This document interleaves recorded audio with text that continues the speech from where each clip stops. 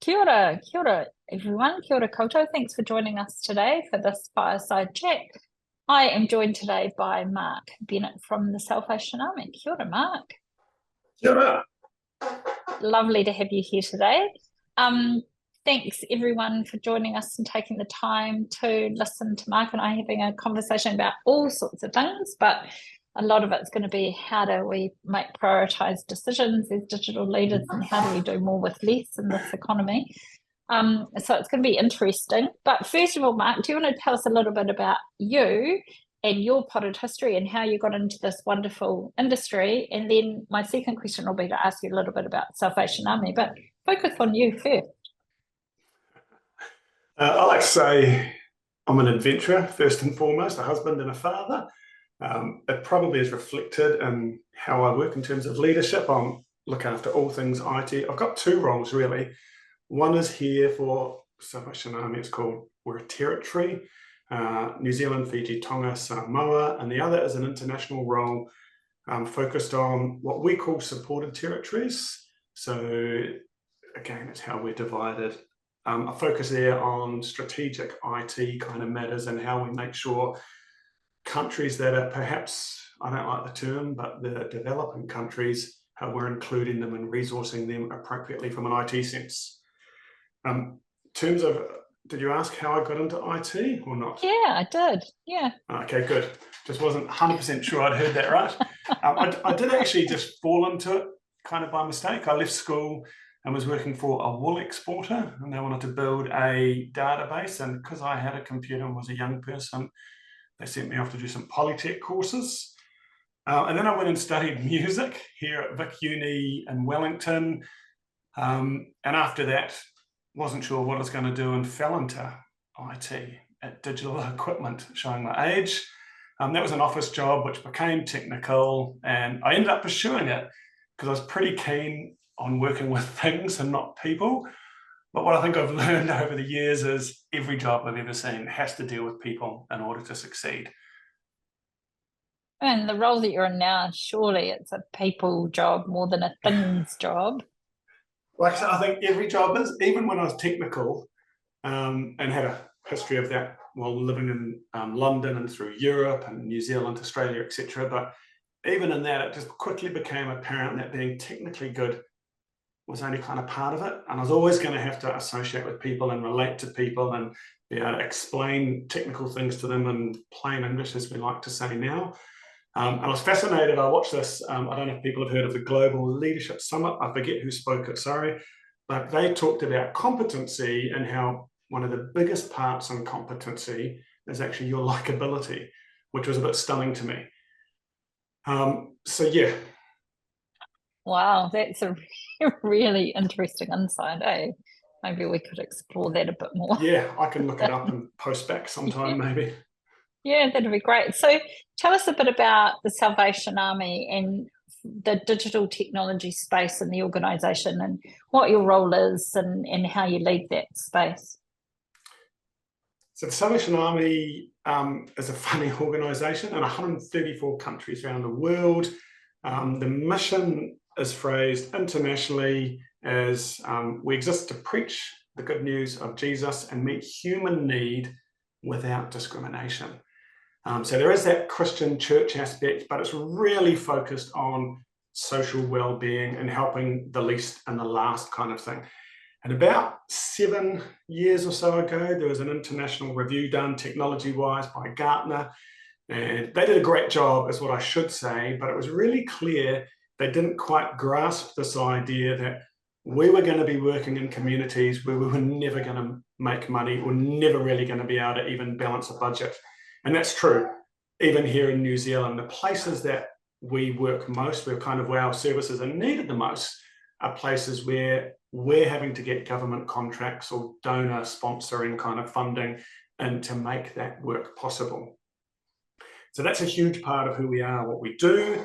In terms of technology, we hold on to outcomes as the view we've got really strongly here between me and my boss. We hold those most important. We don't really care about a whole lot of other stuff, just outcomes. Is what we're doing giving us some value, or helping us achieve that mission of caring for people, transforming lives, or reforming society, as we phrase it in New Zealand. And we do homework on whether the sums actually work out for us. We recently did a connectivity project and are moving to Cello, a company many people may be aware of. And what we recognized very quickly was that a lot of people would look at the sums and go, that's 3 times what I'm paying. And we were looking at it going, it isn't. That's 3 times what you're paying for your internet connection, but you haven't factored in all the other elements which go with it. And you haven't factored in, we now have 24/7 support. So doing the homework on that makes a big difference. And again, we're looking at that outcome. What do we actually need to deliver the mission wherever we are? And we're also pretty, I heard it years ago, a guy talked about killing your dogs. We're quite willing to roll things back if they don't deliver. And we've got a couple of those I won't name because it's a product others might be invested in, where it really promised some great outcomes for us. So we looked at it, went down the path of implementing it, and got 6-9 months in and went, it actually isn't delivering what we're after. So what do? Do we gracefully exit at that 1-year mark? How do we do it? And the same with like policies around mobiles. We recognized we had to redo that, sustainability measures. So how do we do that sensibly? But are totally willing to go, no, this ain't so good after all. That's really good philosophy. And yeah, I've heard the killing your dogs, and I've also heard the killing your sacred cows. So the things that you've got and you've had for too long and you need to get rid of. Well, the sacred cows one I love because a lot of people will say it, but often the people who say it, and it'd be the same for me, I'm sure, we still have a sacred cow of our own. We're not actually willing to sacrifice. So there's some things we can talk about and some things we can't. Yeah, that's really good. Now, for everyone who's watching this today, if you want to ask a question, if you think I've missed something, Mark says something that you think is fascinating, you want to know more about it, you can use the Q&A function to ask a question. I'll relay those as we go. But I've got a bit of a framework that we're going to follow and lots of questions in the meantime. So we'll carry on. So let's dive in with a really broad question first. The pace of technological change is relentless, with new tools and platforms emerging constantly. How do you decide which technologies to adopt and which to pass on, especially when the stakes are really high for ensuring every dollar spent delivers value for those outcomes you just described to us? Yeah, so those outcomes, we try to talk about those, my boss and I, but any new tech, any new spend is always a hard sell. I suppose a challenge I have that's probably unique, don't want to sound like I'm complaining, but most executive leaders in the Salvation Army have worked for the Salvation Army for 20, maybe 30 years, usually as a minister, but often in our social centres as well. And so as a result, and this sounds critical, I don't mean it this way, they don't necessarily know what good tech looks like. Or perhaps they do, but it's what good looked like back in the 90s or early 2000s. And like you say, it's always changing. There's that Douglas Adams quote I really like, which is that set of rules, I think he calls it, about technologies, which is anything which is in the world when you're born is normal and ordinary, and it's just a natural part of how the way the world works. Anything invented between when you're 15 and 35 is new and exciting and revolutionary, and you can probably get a career in it. I like to think, because I'm in tech, that's a bit extended, and I'm still find it new, because of course the last one is anything invented after age 35 is against the natural order of things. And I think that really applies, and I think that's kind of the tension we have as well with new technology. We can make a great business case, we can talk about how it's going to deliver these things, but we've got people out there, and people who come to work for us, and I know this is not peculiar to us as well, but people who come to work for the Army aren't interested in new tech or fancy programs or automation. They care about people, and they just want to help, young people, or they just want to be doing some community housing and those kind of things. So it's a real tension. And I kind of think probably Arthur C. Clarke's one was a little more humorous, is that whole any sufficiently advanced technology is indistinguishable from magic. And we often talk that way, okay, let us do our magic. And people get it. They get that they can go into BI dashboard or one of our systems and kind of click a button and see something, which to them is magic, but it's informing them. It really informs them. So that kind of answers it. I did have an example on AI because we were doing some work there. I don't know if you want me to go to that or you wanted to move on. It's very topical, right? Everyone's grappling with their AI investment decision. Yeah. So we, being Microsoft, you get Copilot kind of free of charge, but you can also license it for the more full version.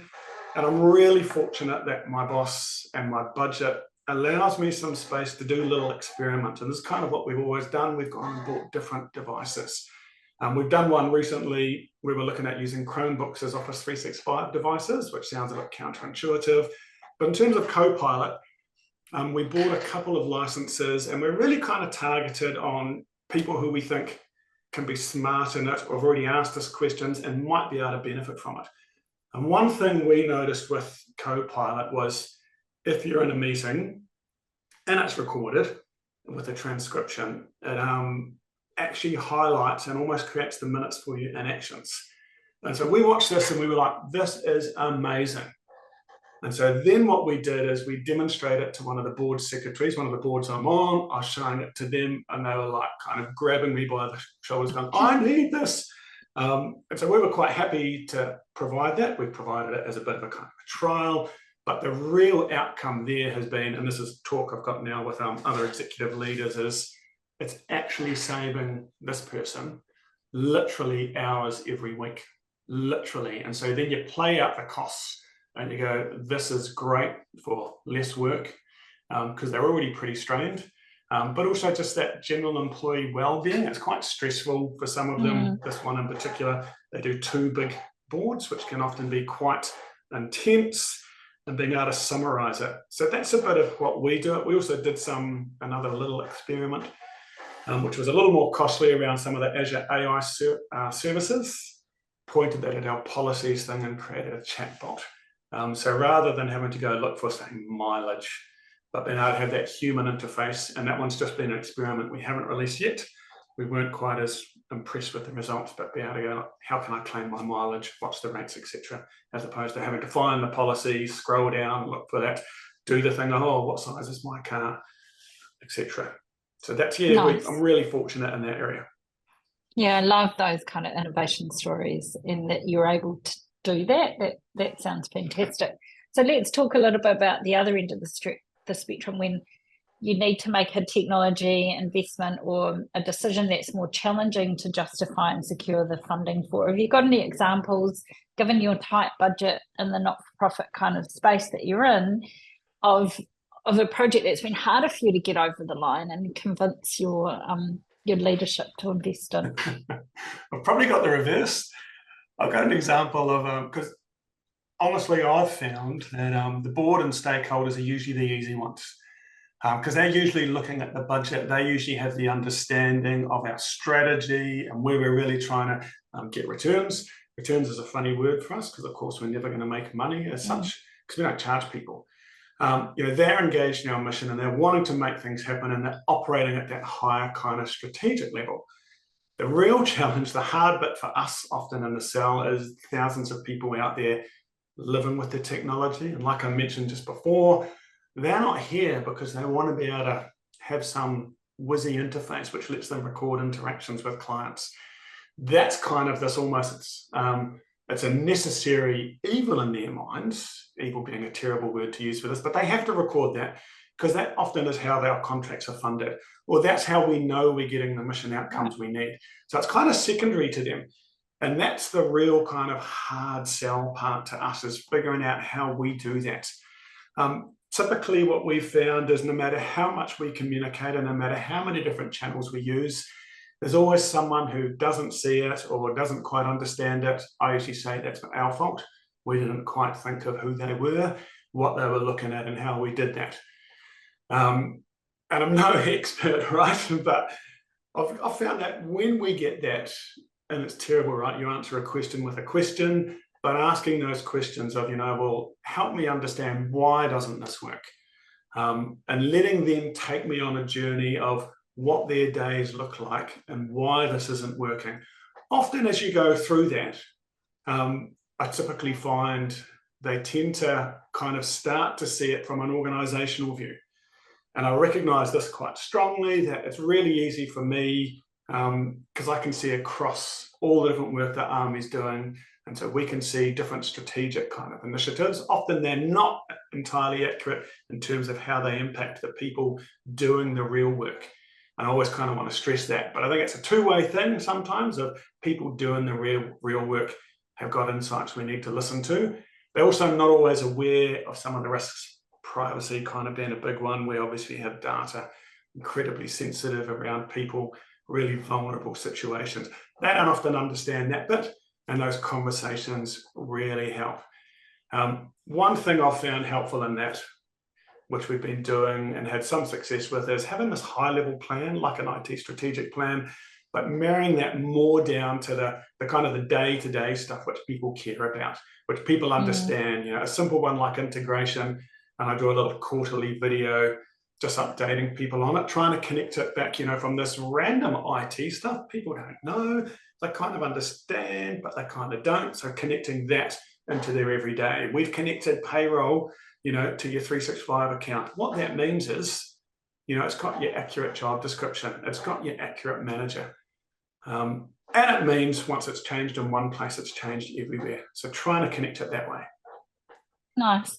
So I'm going to ask a question that wasn't in the script, but it sprung to mind while you were talking about the importance of communication and different stakeholders. Your role is regionally focused, isn't it? It's not just New Zealand, but also some Pacific regional kind of focus. Do you find that communicating with those different stakeholders in discretely different parts of the region can be a challenge that you need to overcome as well? Yeah, I think we see it in New Zealand as well. So you have two different roles. The one I'll say here is New Zealand, Fiji, Tonga, Samoa. Fiji, Tonga, Samoa have very different technological landscapes. And I'm often kind of asking, why do we keep insisting people must have a laptop and do it this way? Often people coming into work for us, they've never had an experience of that before. And that's the same in my international role. But in terms of New Zealand, I'm kind of starting to see similar things.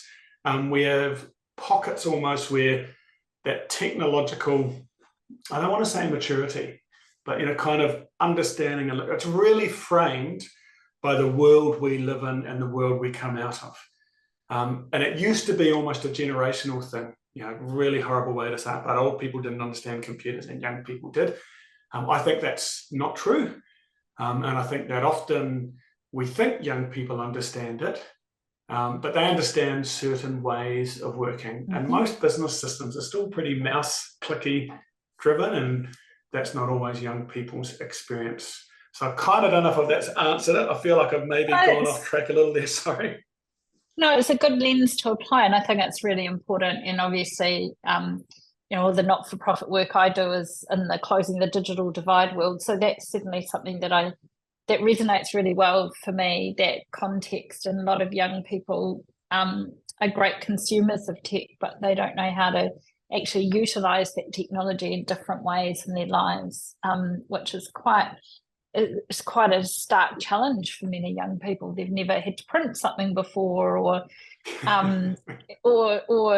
create a Word document, for example. They get asked to, when you're applying for jobs, you need to apply in a certain way, in a certain format, and that's quite foreign to a lot of them. Yeah. And I think also we as people don't always understand, I'll say, that privacy implication, and why saving some of those artifacts, which maybe they've never had to do this Word document in one place over another, matters so much. It kind of frightens us a little sometimes with privacy, where we see things ending up. So the next thing I was going to ask you was about the kind of the doing more with less money, because being in the not-for-profit space, you're always focused on budget. But I think that's really relevant for commercial companies in these economic times as well. Can you give us a bit of insight into the kind of the role that technology can play in assisting not-for-profits and other mission-driven orgs or commercial companies that are really struggling right now, and realising their goals and outcomes by using their technology options smarter and trying to do more with less? So what are your thoughts on that? Yeah, sure. I don't necessarily think we have any different challenge to a commercial business. Every business I ever worked for still had budgets, and we still had to kind of work within those. I kind of see there's kind of two real components whenever we talk digital, and I think one is really around that. I usually frame it as automating and accelerating just our everyday communication, collaboration, and admin stuff.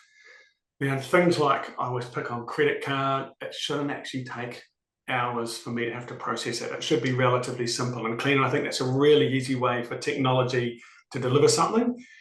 And again, it also comes back to doing the kind of the sums on it. So it made sense for us to invest in using a third party to help us with autopilot and Intune. And while that was a pretty chunky sum of money, I'd say for anyone, but what it meant, and we were able to frame it this way, is those dollars genuinely saved us thousands in terms of hours of work of us deploying a laptop. And some of that stuff really makes a big difference and really quickly pays for itself, right? If it was taking us an hour or two to build a laptop internally, then we did an hour with a person getting everything set up. The ability for us to have it sent straight from our provider, and they just log in with their company email and address, and we've also then sorted out the printer part and cloud print. Those hours just pay for themselves so quick. So I think that one, doing the work, the homework on, well, actually, what does it cost us? And I tend to try and understate that, and I always will talk about in terms of the hours required, and I also talk about loss of productivity, but I never put that in because I think that's really hard to quantify, and it can be a bit like scaremongering with some of the security stuff. That's a kind of an easy part, and I think everywhere I've ever worked, there's been loads of little things you can do just around some little digitizations or automations and bits like that in terms of how we put devices out. In terms of more transformational, I don't, for us, I'll speak now just for us, and this is kind of me speaking as to necessarily the organisation. I'm sure some people will disagree with me and want to point out some factors, but I don't think we've really done much more than kind of scratch the surface in terms of the potential of technology and particularly data. People often say data tells a story, and you see that really clearly, right, in census data. And if you look at it, don't want to sound like I'm a data nerd, sorry, but if you look at it, even just like Petone, I remember being this old kind of dying place when I first moved to Wellington, was filled with old people, and then it became this young, vibrant one, and then it was this family community, and so they just change. And I mean, for us, the Salvation Army, kind of given who we are and where we need to work, I think we should be paying more attention to, I was talking about community data. So not just census, but health data, police, and even retail trends. They kind of tell us a lot about what's changing. And I kind of feel like if we connected all of that, we'd have an ability to see changes in communities. And so rather than having to be reactive, we'd be able to be, the Salvation Army would be able to be there kind of proactively and before it happens. We'd be able to kind of be employing people in the communities we know we need to, and not replacing people in where we historically have seen high volumes, because we can see them coming off and we can see that reflected in all that other data. Having conversations with other people, when I talk about kind of stuff like this, or they talk to me, they kind of say the same things regardless of where they are, recognizing that there's all these influences kind of outside of our control. Christchurch was a really clear one, right, in terms of where, retail and hospitality, where you want it to be, and how that's largely now gone from far more central to lots of little pockets. So yeah, I think it's, for me, for how we kind of work, I think it has to be around looking at it in those two ways and recognizing there's some little things you can do. Your speed to get a device to someone and for them to be working when they're new just makes such a difference in terms of their input, their experience. And we did it pretty poorly in some ways, but I see other places that do it as well really badly, and it's an easy one in my mind. But those big ones. You've opened the door on the data conversation, and I am a data nerd, so let's talk a bit about data. So talk to me about how you're handling the dual responsibility of protecting sensitive data while you're also ensuring that you're using your data effectively for your organisation's mission. So there's a real tension there, isn't there? Yeah. And I was part of a group that was talking about data, and one of the questions I kind of asked at that and it's not my question, it was someone else's, but I loved it, is there not just private or personal data and community data? And there should be no such thing as organizational data in many ways, because it's actually information about the people in the communities we all live in. But that aside, so we have a couple of key systems. One of them is case management. And so that's the bit where, and we have lots of like kind of clinician people doing drug and alcohol treatment, so they're trained, they're qualified. There's a whole lot of reporting and kind of compliance around those people. And they're reporting that into the system. And so we don't necessarily use that beyond the centers, or those lines of business. But what, of course, we're able to do is do that whole idea of anonymize and aggregation and bring that out into, we're using BI for a lot of that, Microsoft BI. And so I was in a board meeting this morning, and one of our lines of business was reporting up, and they were using their BI dashboard, which was able to show the metrics against their strategic goals and some of the outcomes the organization is asking of them. So we do a little bit of that. We're really careful as well around this whole idea of the data we gather, making sure people understand what and why and how it'll be used. The Americans sounds almost like an insult, right? I've had a bit to do with the American Salvation Army and how they work. They don't have the same privacy laws as we do. And I was horrified when I heard them talking about they'd built a system which essentially meant if you, Victoria, rang up to donate a couch or whatever it was, they were able to see your history across the entire organisation.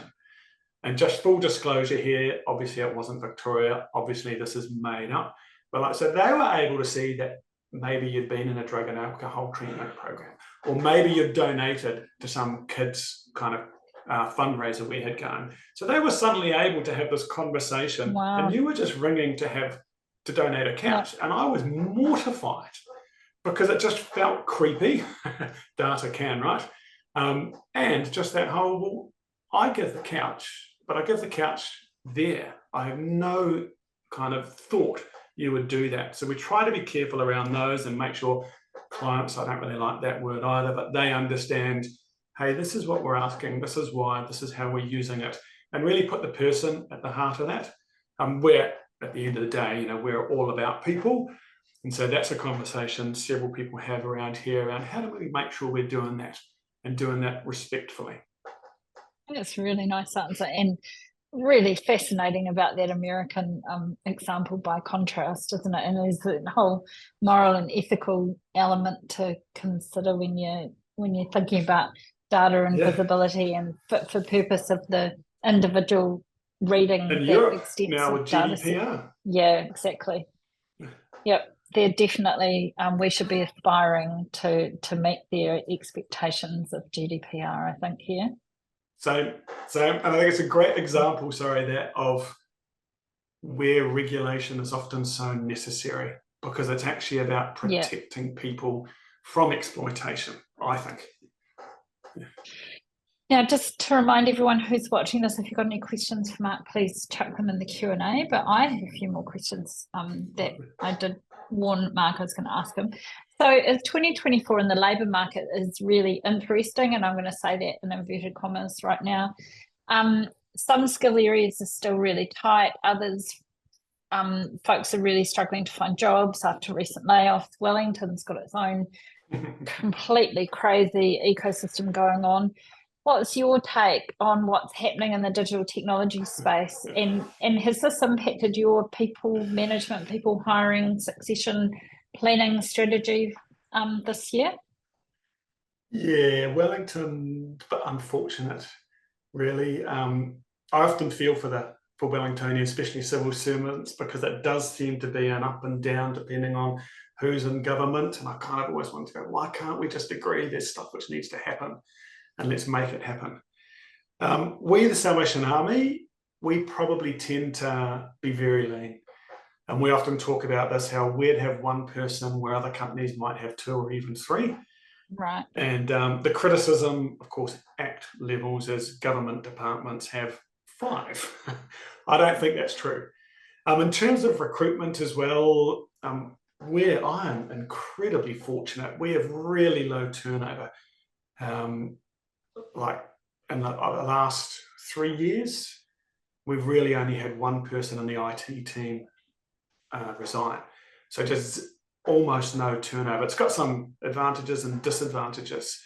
In terms of what we're seeing though, we're really fortunate that we offer purpose, which sounds a bit almost pithy, but I mean it in a genuine sense. You know, there's that quote of Steve Jobs when he was recruiting the guy from Pepsi to be CEO, you know, do you want to sell sugar water or do you want to come with me and change the world? And there's a really real sense of that in the Salvation Army when you work here, is that while you might not do it directly, face to face, we are part of changing people's lives. And the stories we get to hear are just incredible, of, you know, people turning up. One I heard this morning literally was a person ended up doing community service with us like 30 years ago. And as a result of that interaction, total transformation of their life, now one of our key people in our kind of social work area. And so that long journey of turning up because she was ordered to by the court to this engagement. So just fascinating. Wow. But yeah, the market, it is really challenging. I've taken the strategy that we want to be really careful who we employ, by which I mean, we did that network work, you heard me speak to that, but it was kind of like we really led into this, we shouldn't have someone who's a network expert because they're not going to be a network expert for long if they work for us. They're going to end up becoming fairly stale and isolated. So we wanted to lean into the experts. We obviously felt Charo were the people there and get their advice and their direction on, well, how do we design this? Because we've got these very clear outcomes. How do we design this and what would you recommend? And so really leaned into that, but also recognized we need to have enough knowledge that we could operate that and operate that well in partnership. So that probably gives away a little of my kind of approach to who we employ and how we do that. And we do the same with some of our 365 things, rather than kind of invest in getting, say, a SharePoint developer, a really good one. We look to engage just specifically around on a contract to go, we need this thing built, and we get someone in to help us. We did that with our Entra directory. We had some work to do, and rather than kind of do it ourselves over 6-12 months, maybe not land it entirely as we want it, spent the money, got it done in 2 or 3 months. Nice. All right, I've got a couple of questions from the message board. The first one is, how do you manage your position with competing needs of funding with other functions? We're going through that. And it's a question I'm always willing to ask, right, is what's the value X department gives us? Or what's the mission outcomes this centre is delivering? And when I ask that, I'm fully willing and appreciative that people can fire that back at me. Well, what's the value for you, Mark, and your team and all the rest of it? I try to be quite transparent and hope that people around the organisation understand the why we're here and what we do. So we've gotten really big over the past couple of years in telling people, hey, here's how many calls came through to us, and here's how many we answered and how long it took us. Here's the kind of outcomes we think you're getting in this part of the team. So we try to tell that story. We also, I should say, lean into that. No, you should be willing to ask. And we're having a conversation at the moment around the tool we use in terms of the service desk type of thing. We think it's great. I won't name it because you'll hear why as we move on here. We've got interest around the organisation and maybe other departments that provide service using it because of what it allows us to do around chatbots and forms and approvals and digitisation and automations. So as others are looking, we're now genuinely having a conversation around, well, maybe we should look again at the market to assess a couple of others purely around cost. So diving into that. So yeah, always willing to ask those questions, always willing to be asked them. And there's part of me which kind of every now and then, which is a bit dismissive perhaps, shrugs and goes, well, there's an element of we've got no choice but to be in property. We don't really question whether we should be buying property or spending money on property. We do question how much we're spending, and I think that's a legitimate question. Have we got the amounts right? Are we actually getting value from that? And so working with my boss and the board, we've got a couple of boards to kind of really land that. Is it right? Is it underdone? Is it overdone? We do talk a lot about well-being and are very conscious that if we get it a little less right in terms of headcount or the scope of what we're doing, you end up with stressed, overworked employees, which has all sorts of other negative consequences, least of all just for them. Absolutely. We've got a really good question from Chris. He's asking, what sort of long-term planning do you do? Does it chop and change a lot depending on the Salvation Army's financial outlook, or do you have more certainty or stability than that? Yes and no. It tends to be, I've noticed, a bit of a trend where when, like through COVID, when times got harder, we actually probably saw budgets go up, and we recognised that it had to be a short-term response. Again, having been in New Zealand for 140 whatever years, we recognise we've actually got significant property and cash reserves in some places, and that can look really bad on a balance sheet. Kind of our narrative is, you'd hope after 140 years you weren't a broke charity. That would indicate you weren't maybe managing it that well. And so we recognise that part of it. The second part is now with kind of winding things, not back, but recognising that financial sustainability, it is a challenge. And we kind of think of this as a long-term kind of thing. We talk a bit about mission investment as opposed to deficit budgets. And in terms of our strategies, I can really mostly speak here for the technology part. I tend to hold plans quite loosely. I love that the Mike Tyson quote, everyone has a plan till they get punched in the nose. And I think we need to set plans, and we need to kind of go, hey, here are the key areas we're looking at that we need to be working on. So we've talked a lot about our foundation, getting that technology kind of footprint as such right, which serves security, which means we have confidence around that. The integration piece, I think some of these are never finished. And then automation. And so that kind of led us then talk with exec and other departments around, well, what do we do with those? What's appropriate now? And should we, with everything that's happening, should we actually ramp one up now and change our targets, change our focus and go, let's drop that for now? Because as you heard a bit around how I do some of the scoping and proposals, maybe actually investing money now in some chatbots, which are actually linked directly into whatever sources, will be more enabling for people if we can then get them to use them. And rather than have to ring, which is costly, or wait until we're in the office, we work 8 to 5, my team, but people, we have things on in our centres every night and in the weekend. And so they're the kind of questions that we then start to ask. And yeah, I think it's a balance of having that future. So you've got focus and you've got direction and you're delivering good outcomes for the mission of the organisation, but not being so kind of tightly wed to it. When there's changes which happen suddenly, we've lost a couple of contracts. They kind of feel like they come out of the blue. There's some indicators beforehand, but they're pretty sudden. We're able to then go, maybe we should stop this part. Does that, I don't know if that quite answers it. I hope so. I think that's a good candid answer as well. Because everyone's got different kind of strategic horizons they work towards, right? So yeah. You're talking about having that scaffolding in place, but being able to pivot based on what happens in real time. Yeah, wanting to respond to even changes internally, forget some of those external changes. We've done some other internal organisational changes. So then being able to go, actually, we need to pivot, like you're saying, we need to move away from that. That was looking at where we were, if we're going to go this way. Well, I think we've got time for my last two kind of quicker questions. First one is, what keeps you awake at night? So the keeping me awake, a lot of people on my job talk about security, and funding and budgets. They do. They're big things, right? But for me, I'm kind of not worried, but I think a lot around this whole idea of literacy and equity in a digital space.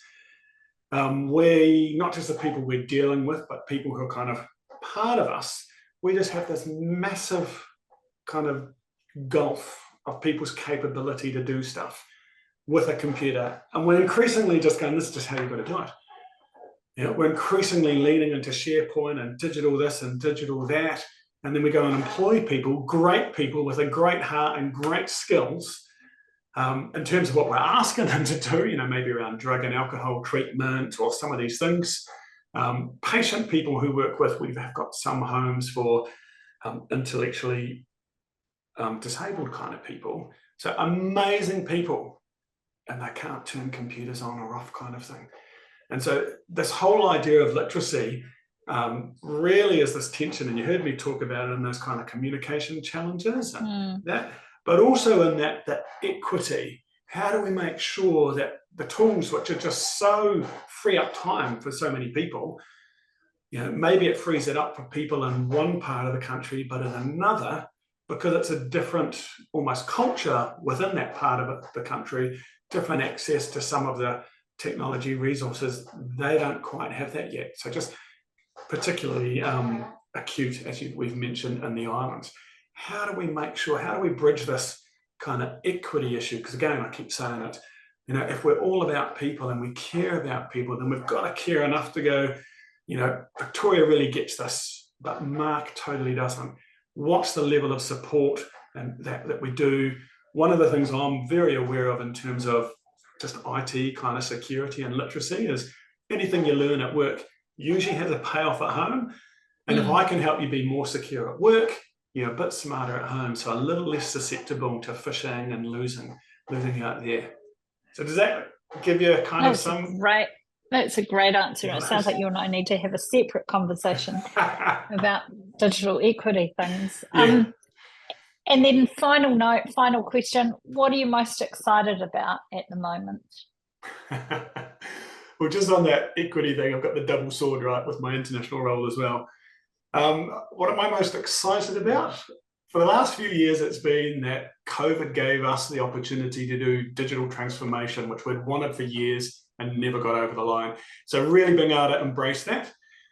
I think the exciting part, it's sounding really cliche, but is that AI space, and not in the sense they're doing it, but in the sense of this kind of unique, tailored possibility.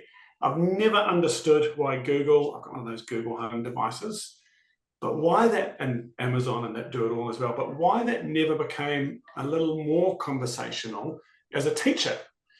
And I've seen a few kind of AI things which do that. And so this fascinating idea to me of how that could really become transformational, and how we were talking about literacy, right, and equity, how we can step alongside people and enable them to be able to do more with digital, but also how we do that without it becoming that kind of dystopian future where the computer says no and you can never talk to someone. We've really tried here, and I've got some great people who do this, to kind of go, let's make sure people can interact with us digitally, because there's some people who don't even want to talk to us, or they're doing it at the wrong time for us, not wrong time for them. But also, let's make sure when people just want someone to guide them through it, we do that, and we don't go fill in this form. So don't know if that quite answers it, but like I say, that real kind of combination of tech and humanity. Ironic, that I want to talk about humanity and people when I say I got into technology to get away from them. Yeah, it's nice that you closed the loop on that anyway. Thank you so much for your time today. Fascinating conversation. We've got people saying thank you in the Q&A as well. Really enjoyed chatting with you, Mark. Really appreciate your time. No, thank you. A really good opportunity. And we'll let you and everyone else get on with their day. So, ka kite. Thanks. See you later.